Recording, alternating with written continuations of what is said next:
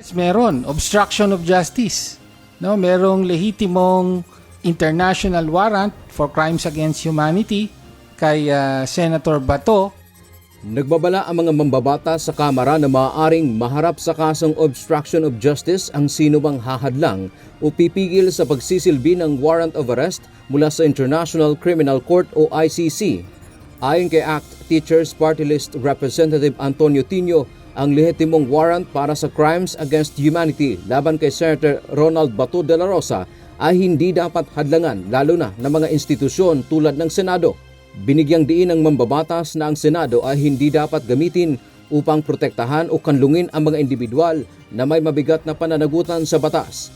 Kaya ang panawagan natin sa Senado at sa mga senador ay huwag protektahan, huwag kanlungin si Senator Bato. Isuko na siya sa ngalan ng hustisya. Katwiran nila, ang isyu ng jurisdiction ay naresolba na at hindi na pwedeng gamiting dahilan upang harangan ang pagpapatupad ng warrant laban kay Senator Bato.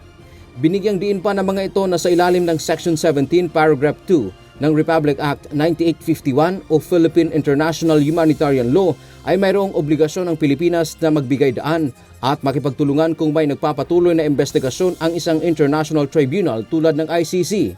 Ito ay direktang sumasagot sa argumento na kailangan sa lokal na korte lamang litisin ang mga kaso ni Senator Bato de la Rosa at dating Pangulong Rodrigo Duterte. May interes sa hustisya ang pagbibigay daan at even pag-cooperate kung meron ng ongoing investigation ang isang international tribunal.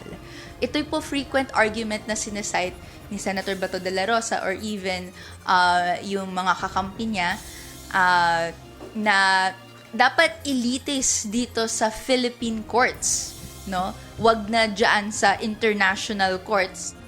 Ipinunto na ang aplikasyon ng RA 9851 ay nagiging mas crucial dahil sa kasalukuyan ay wala pang formal na kasong kriminal na naisampa sa Pilipinas laban sa mga nabanggit na opisyal kaugnay ng mga crimes against humanity.